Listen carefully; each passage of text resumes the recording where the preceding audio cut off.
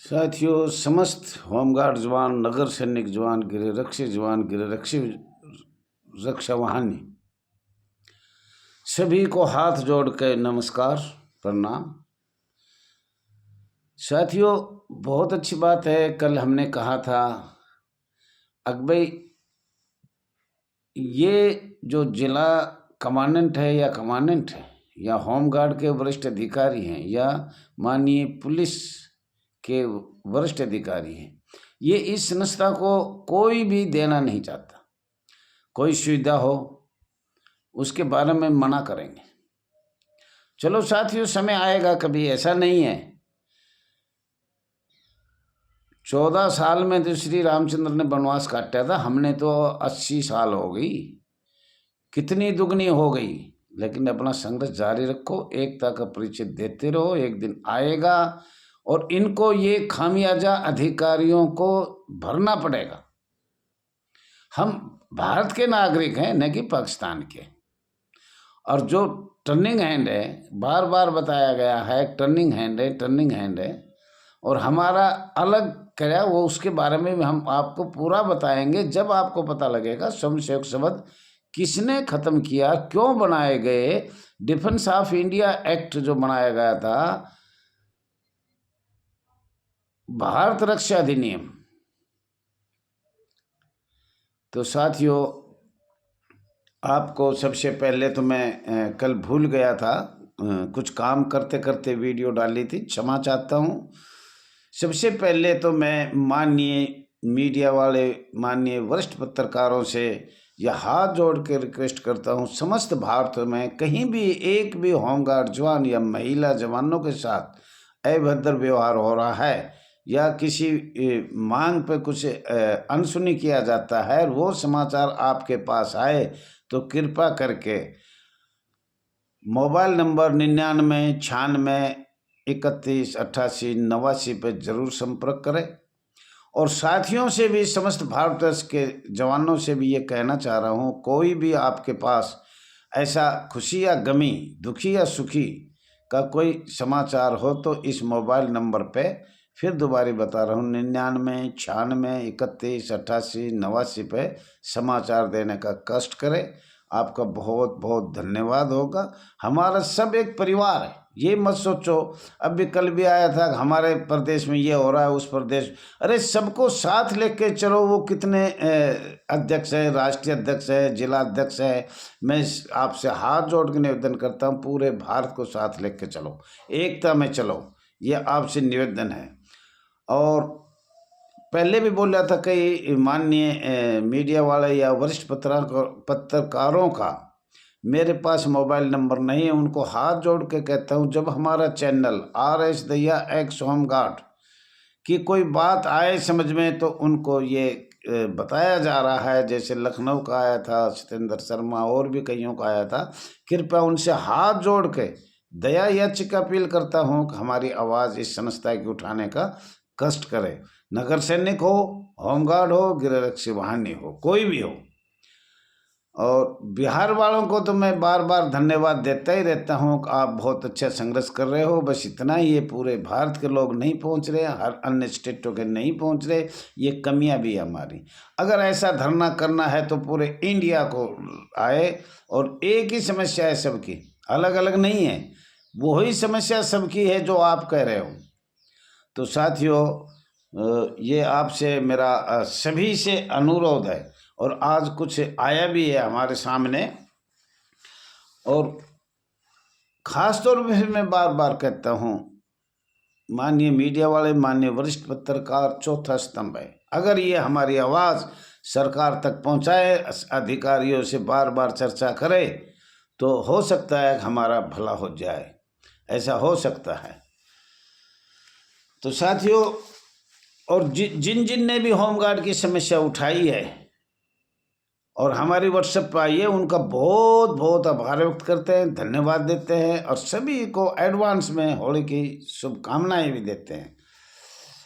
साथियों, राजस्थान विधानसभा में जो आवाज़ उठाई गई, उसमें ये आवाज़ उठाया गया, हाँ, व्हाट्सएप नंबर 99 96 318889 पर आया है। विधानसभा में उठा है 5 जिलों में, ये जोधपुर साहब लगातार ड्यूटी मिल रहा है और बाकी शेष भारत में किसी को नहीं मिल रहा। माननीय होमगार्ड मंत्री को जवाब दिया, हमने इसके बारे में सरकार को लिख के भेजा है। हाँ, 5 जिलों में लगातार। तो ये दोहरी नीति तो आपको पता है, हम समस्यक है, हमारे ऊपर नीचे से ऊपर तक 2-2 अधिकारी, दोहरी चाल है।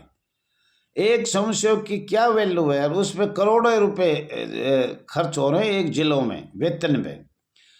एक अधिकारी होमगार्ड का, एक अधिकारी पुलिस का, दोनों एक समस्यक पर बैठा रखे हैं। कितनी तनख्वाह होगी, वो तनख्वाह हमें दिया जाए तो उससे अच्छा न काम हो। वो तो एक भ्रष्टाचारी का है, आपको बताया था मैंने बार बार। तो साथियों, इस पे ध्यान दिया जाएगा। लगातार ड्यूटी सबको राजस्थान में क्यों नहीं मिले। दिल्ली माननीय मुख्यमंत्री श्रीमती रेखा जी ने कहा है, बिचौलियों की कोई जरूरत नहीं, आप कोई भी समस्या दिल्ली के हो वो हमसे सीधा आके मिले। तो आप ये बहुत अच्छा किया, इसलिए माननीय मुख्यमंत्री दिल्ली श्रीमती रेखा जी को हाथ जोड़कर धन्यवाद है। गरीब संस्था की आवाज़ सुना जाए, इससे आपका आभार और धन्यवाद व्यक्त करते हैं all India home guard welfare association register number 34,987। Chhattisgarh की विधानसभा में नगर सैनिकों को भर्ती में गड़बड़ी, विधानसभा में ये प्रश्न उठाया गया और उठ रहा है, परंतु इस गड़बड़ी का कोई उत्तर सही स्पष्ट प्राप्त नहीं हो रहा है। और ये छत्तीसगढ़ नहीं, हर एक जगह, हर एक स्टेट में भर्ती में भ्रष्टाचारी, करैक्टरहीन, चरित्रहीन, मकान अलग लेना, भर्ती के टाइम में क्या क्या बोलने, मैं शायद बोल भी नहीं सकता, मुझे शर्म भी लग रही है। छत्तीसगढ़ में एक पहले कहा गया था 19,500 से बढ़ाकर 21,120 की स्वीकृति की गई थी, जिसका मुद्दा विधानसभा में उठा वेतन के बारे में। वो आज तक वेतन नहीं दिया है। कोई वेतन बोलते हैं, कोई पॉकेट अलाउंस बोलते हैं। शर्म की बात है, जब माननीय सर्वोच्च न्यायालय ने जजमेंट दे दिया, माननीय गृह मंत्री ने अपने मुख से बोला है, और फिर भी नुके से pocket allowance, pocket allowance, pocket allowance नहीं है साथियों, ये वेतन है। दिल्ली वालों ने, सिविल डिफेंस वालों ने पूर्व होमगार्ड जो निकाले गए थे, जो सेवा मुक्त कई सालों से चल रहे हैं, जो 5वीं पास, 8वीं पास, मैट्रिक पास, किसी गलती से सिविल डिफेंस में भर्ती 2019 में हुई, उसमें रह गए थे। उनकी बहुत मजबूरियां थी, घर गृहस्थी में कुछ आत्महत्या होगी आपस में, इस वजह से फार्म नहीं भरे पाए। और वो इतनी आनन फानन में भर्ती किया था, इतनी आनन फानन में किया था, किसी को समय ही नहीं दिया, किसी को पता नहीं लगा, और फटाफट माननीय पूर्व मुख्यमंत्री केजरीवाल को ऐसी चोरी से किया, जिसमें बहुत से मैट्रिक पास रह गए, बहुत ज़्यादा रह गए मैट्रिक पास। तो उनको समय देने का कष्ट करें। मैं ये हाथ जोड़ के माननीय दिल्ली की मुख्यमंत्री श्रीमती रेखा जी से अपील करता हूँ, दया याचिका करता हूँ कि उनको समय दिया जाए, जो बच गई शेष उनको वो रोजगार दिया जाए। जितने भी दिल्ली में पूर्व होमगार्ड है, उनको सबको वापस लिया जाए। और साथियों, झारखंड प्रदेश में अधिकारियों ने कहा है ये स्वयंसेवक संस्था है, ईपीएफ और एसीआई का कोई सुविधा देने का ही मतलब नहीं है। तो साथियों, ये अधिकारी तो हर एक जगह ये अड़चन करते हैं, स्वयंसेवक है तो क्या देश के नागरिक नहीं है? क्या भारत के संविधान का उनको लागू नहीं है? क्या मौलिक अधिकार लागू नहीं है? क्या मानव अधिकार लागू नहीं है? एक बार स्वयंसेवक होगा तो उनको कचरा मारो, पीटो, भगाओ और रिश्वत लो। जब स्वयंसेवक नहीं कहते, हर महीने तुम्हें करोड़ों रुपए देते हैं जवान, जब आप नहीं कहते यार स्वयंसेवक, इनसे क्या रिश्वत लोगे? आज ये कह रहे हो रिश्वत लो, जब भी ये कहा करो यार ये गरीब हैं, इनसे क्या रिश्वत लेना है, लेकिन नहीं, जब नहीं कहेंगे। तो साथियों, आपका अपना channel RS Dahiya x home guard में स्वागत है। और ज़्यादा से ज़्यादा लाइक करें, शेयर करें, कमेंट करें, सब्सक्राइब करें।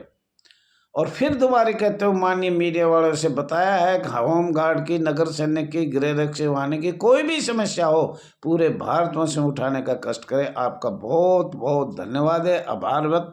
All India home guard welfare association, registered number 34,987। मैं राष्ट्रीय अध्यक्ष रघुवीर सिंह दहिया। Mobile number 9996318889। साथियों, बहुत बहुत आपका धन्यवाद है, आभार व्यक्त करता हूं। और आप ऐसे ही एकता का परिचय देते रहो। ऐसे ही माननीय मीडिया वाले, माननीय वरिष्ठ पत्रकारों से जो हमारे मोबाइल नंबर पर समाचार हमें प्राप्त हो, भारत में किस किस प्रदेश में, किस किस केंद्र शासित में, किस किस विंग बॉर्डर में होमगार्ड नगर सैनिक के साथ क्या क्या दुर्व्यवहार हो रहा है और कैसे हमें दबाया जा रहा है। हम कोई पाकिस्तानी तो नहीं है, कोई उग्रवादी भी नहीं है, हम अपना हक मांग रहे हैं। स्वयंसेवक कौन सी संस्था है? ABCD कौन सी स्वयंसेवक संस्था क्या है? और वेतन तो करना पड़ेगा, इसको तो हमने पता है जब जजमेंट है।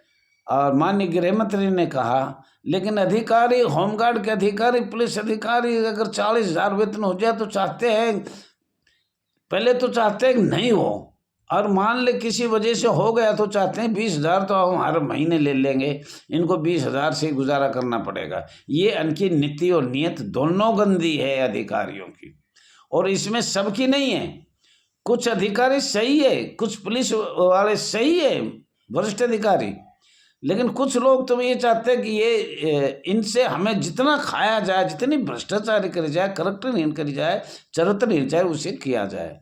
और मैं तो कल भी बताया था, हमारे पास कई अधिकारी फ़ोन भी करते हैं, हम भी करते हैं, बात भी होती है, सब नहीं है। पर हाँ, इस महकमे में एक सज़ा है। महाराष्ट्र में भी कोई माननीय DGP को सज़ा दिया तो बोलो होमगार्ड में लगा दो। तो ये सज़ा जब इनको सरकार देती है तो इन्हें होमगार्ड में लगा दिया जाता है, ये बात पक्की है। तो साथियों, बहुत बहुत धन्यवाद। बताना तो मुझे बहुत कुछ था, लेकिन मेरा समय भी होता आ रहा है, फिर भी मैं थोड़ा बहुत तो बताऊंगा। CAPF आंतरिक सुरक्षा और सीमा सुरक्षा के लिए तैयार है। तो साथियों, ये आपको बताया हमने पहले भी। केंद्रीय सशस्त्र पुलिस बल CAPF कुल कितने संगठन थे, कितने समूह थे, और JS के पास जूनियर स्टाफ ऑफिसर जो बोले जाता है, उसके हिसाब से कितनी ट्रेनिंग और कितने प्रादेशिक में क्या क्या कानून बनाया गया था। प्रादेशिक भारत की सेना, भारत प्रादेशिक सेना भारत, केंद्रीय सशस्त्र CAPF एक समूह था, उसमें बहुत से संस्था ने सहायता 2014 में युद्ध में किया था। साथियों, टाइम होगा, कल बताएंगे इसके बारे में। धन्यवाद। आपसे यही भी रिक्वेस्ट है, एकता में बना रहिए, सबकी भला करिए और अपने प्यार से रहिए। थैंक यू, धन्यवाद।